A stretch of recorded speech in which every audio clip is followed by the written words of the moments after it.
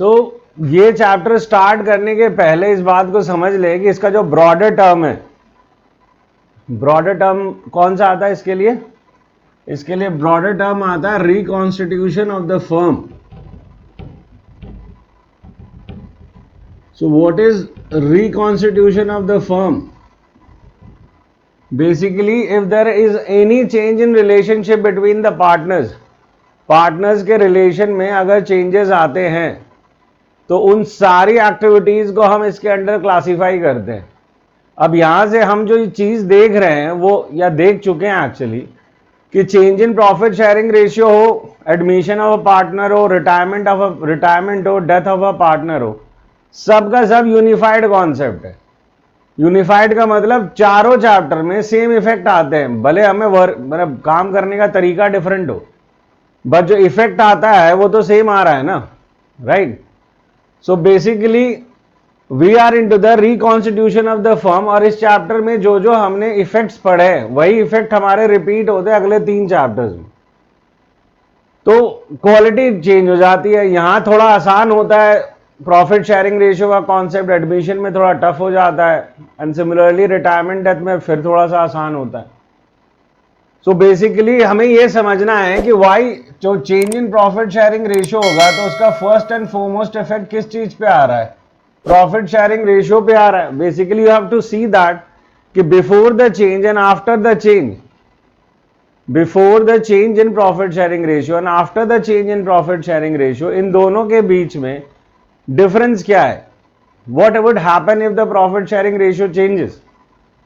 So there are disadvantages to the partners. मतलब जो partner loose करेगा इसमें शेयर उसके लिए डिसएडवांटेज है, और जो पार्टनर इसमें गेन कर जाएगा उसके लिए वो फायदा है. That is he will get more in future. Profit में भी उसे ज्यादा मिलेगा, एसेट का शेयर भी ज्यादा मिलेगा. तो बेसिकली पूरे के पूरे पार्टनरशिप स्ट्रक्चर में चेंज आ रहा है. That's why this word reconstitution of the firm is important, right? तो इसके अभी हमारे पास आगे 3 एग्जाम्पल और हैं. तो as far as profit sharing ratio is concerned, यहां बेसिकली हमने 2 चीजें पढ़ी थी, sacrificing ratio and old ratio. Oh, sorry. Sacrificing ratio and the gaining ratio. Sorry. ठीक है. तो सैक्रिफाइसिंग और गेनिंग रेशियो का मतलब आप समझाने की पॉइंट है ही नहीं, राइट. अब तो प्रो हो चुके हो इन सब चीजों के, राइट. तो what is sacrificing ratio? Sacrificing ratio का मतलब होता है कि पुराना पार्टनर ज्यादा होल्ड कर रहा था और उसके बाद उसे जो नया शेयर मिल रहा है वो कम मिल रहा है. So obviously he is in a disadvantageous position.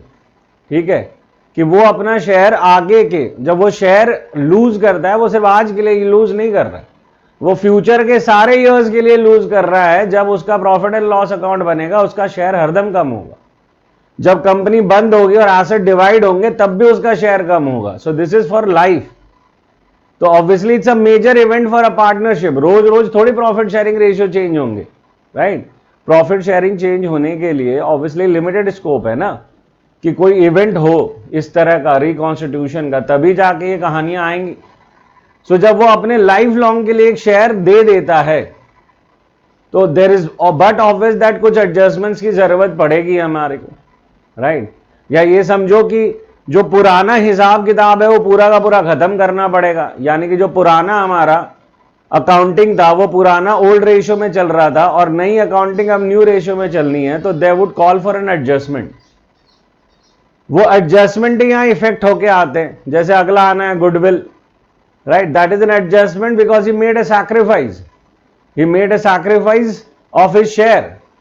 अपने शेयर का सैक्रिफाइस फ्यूचर की सारी इनकम से कर रहा है वो, तो उसे उसका आज की डेट का गुडविल का देना चाहिए ना पैसा, यानी कि उसका कॉम्पनसेशन देना चाहिए. सिमिलरली इज रीवैल्यूएशन, कि अगर एसेट लायबिलिटी में पिछले पीरियड्स में चेंज आई है तो हमें उसको भी देखना है. And same is about reserves and accumulated reserves and losses, कि अगर पीछे हमने कोई reserves या losses accumulate कर रखे अभी तक पार्टनर को डिस्ट्रीब्यूट नहीं किए हैं, तो उन चीजों को भी हमें पार्टनर्स में पुराने रेशियो में दे देना चाहिए ताकि नया रिजिम में हम एक नए फॉर्म में जाए. So the whole story is about how the change would be effected, कि हम चेंज को इफेक्ट कैसे करेंगे, right. So let's do question 4. इस चीज को समझने के लिए कि इस चैप्टर में इम्पैक्ट जो है वो किस तरह के होते हैं। ठीक है, लरीशा जी पढ़ रहे हो आप? हाँ। बोलो बोलो क्या है? A, B and C are partners sharing profits and losses in the ratio 5:4:1. 5:4:1, that's the old ratio. फिर calculate new profit sharing ratio, sacrificing ratio and gaining ratio. ठीक है, केस 1 क्या है? C acquires 1/5 share from A. इसमें क्या करना है? A के शेयर से माइनस होगा। ए के शेयर से माइनस कर दो, इसमें प्लस कर दो, वापस से इक्वेट कर दो। Right, I am not going for this. Case number 2 बताओ madam. C acquires 1/5 share equally from A and B. तो उसका क्या मतलब है? दोनों से 1/10 मिलेगा। मतलब जो ए सैक्रिफाइस है इस केस में, दैट इज नॉट 1/5, इट्स 1/5 का half. Actually A and B sacrifice कि जो 1/5 वो दे रहे इक्वली दे रहे बी को, सी को। Right, so A and B sacrifices 1/10 each. तो 1/10 इन दोनों से माइनस कर दो और 1/5 इसमें ऐड कर दो। राइट, शरीर मैडम अगला क्या है? Case 3। A, B, C will share profits equally. तो इक्वली हो गया, तो अब क्या निकालना है? वो हमारे को न्यू रेशियो दे तो दिया इन्होंने 1:1, तो क्या निकालना है? Gaining और sacrificing. तो गेन सैक्रिफाइस निकालते वक्त लिखोगे कैसे? पता है तुम निकालोगे कैसे, लिखोगे कैसे, ये पूछ रहा हूं। How do you right it? बोलो मैडम, हाँ, जल्दी बोलो, कितना टाइम है ये बच्चों वाली चीजों में। तो मतलब गेन पता नहीं। ए का क्या लिख दूं? एज लिख दूं? हाँ ठीक है। क्या लिखूं आगे मैडम? आप निकालो ना। ओल्ड रेशियो गिवन है, न्यू रेशियो गिवन है, आप क्या निकालने वाले हो? गेन या सैक्रिफाइस? क्या? तो old minus new minus old करेंगे। न्यू माइनस ओल्ड करने से क्या निकलता है पता है ना तुम्हारे को? गेनिंग। तो पहले गेन निकालना है तुम्हें। आपको स्टैटिकली सैक्रिफाइसिंग अगर यूज करो, क्योंकि इसके अगले चैप्टर में भी वही इस्तेमाल होगा, तो ए का यहां ब्लैंक छोड़ के यहां पे निकालना है 5/10 माइनस 1/3। दैट इज बेसिकली कितना हो गया? 30 5/30। So now you can write this is a sacrifice. And similarly बाकियों के केस में भी पहले से आपको थोड़ी पता है बी का क्या निकलेगा, आपको पता नहीं है। आप वापस कैलकुलेट करोगे तो वो 1/30 माइनस में निकल रहा होगा। तो that is basically as gain. वैसे ही सी का निकालोगे तो अब पता है कि उसका गेन ही आएगा, क्योंकि अगर एक आदमी 5/30 सैक्रिफाइस कर रहा है, एक 1/30 गेन कर रहा है, तो गेन अब दूसरे का भी गेन ही आने वाला है। राइट, आप निकाल के देख लो इसे। तो बेसिकली ये कॉन्सेप्ट तो हमें पहले से ही पता था कि A and B the sacrifice and gains are equal. और हमने एक चीज बहुत मतलब से समझी है कि ये सैक्रिफाइसिंग शेयर्स हैं और गेनिंग रेशियो जो है वो अलग चीज होती है, दैट इज 1:4। और कभी भी सैक्रिफाइसिंग शेयर एंड रेशियो को हम इक्वेट नहीं कर सकते या इक्वल चीजें नहीं मान सकते। 1:4 इनका गेनिंग रेशियो है। इसका क्या मतलब होता है कि इन्होंने जो 5/30 लिया है वो 1:4 में लिया है। इसका मतलब ये नहीं होता कि 1/5 सैक्रिफाइस किया और 4/5 सैक्रिफाइस किया। इस मुद्दे को हरदम याद रखना, ठीक है ना, कि share and ratio are two different thing. Ratio दो वेरिएबल का, मैं 1 लाख इस टू 4 लाख लिख दूं, क्या फर्क पड़ने वाला है? That remains 1:4।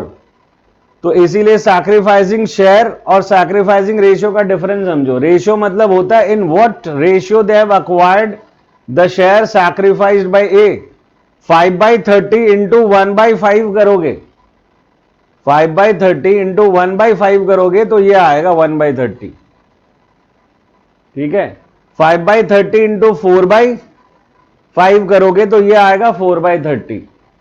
तो बात ये समझनी है आपको कि सैक्रिफाइसिंग शेयर और सैक्रिफाइसिंग रेशियो, या for that sense, sorry sacrificing word bar bar use कर रहा हूं, गेनिंग शेयर और gaining ratio, and similarly sacrificing share and sacrificing ratio, ये दो अलग अलग चीजें हैं।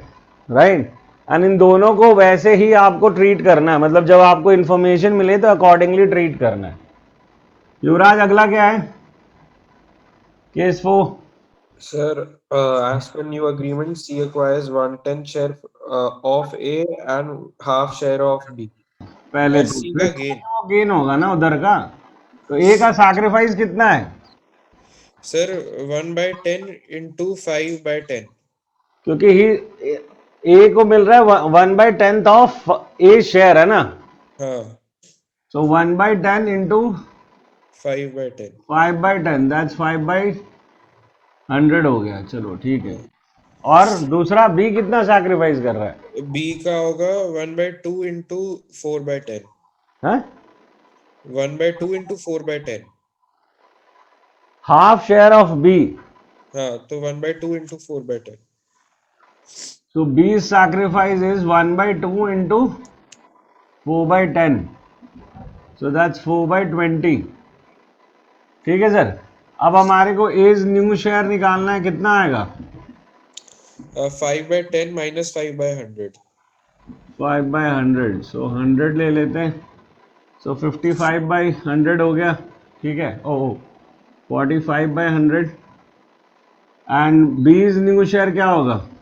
4/10 minus 4/20. माइनस 4/20, 20 ले लेते हैं तो 4/20 हो गया। फिर क्या है? फिर C का गेनिंग क्या होगा? कितना होगा?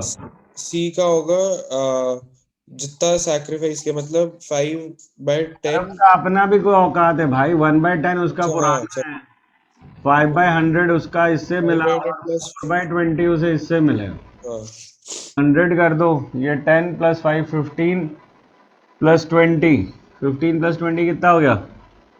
35। तो इसको 100 पे लाना पड़ेगा, तो इसको 5/5 से कर दो, दैट इज 20/100 हो गया। तो ये नया रेशियो निकल गया यहाँ से, 45:20:35, which is basically 9:4:7। that is the new ratio। ठीक है सर, बात समझ में आती है यहाँ तक? yes तो this is the impact on the profit. ये पॉसिबिलिटीज है, राइट? और वैसे हम एडमिशन कर चुके हैं, तो इन पॉसिबिलिटीज से अब तुम लोग को डर लगना नहीं चाहिए, क्योंकि ये पहला चैप्टर होता तो डर लगता, नहीं तो एडमिशन में तो इतनी कहानियां हैं कि ये तो बेचारे क्या ही हैं। ठीक है सर।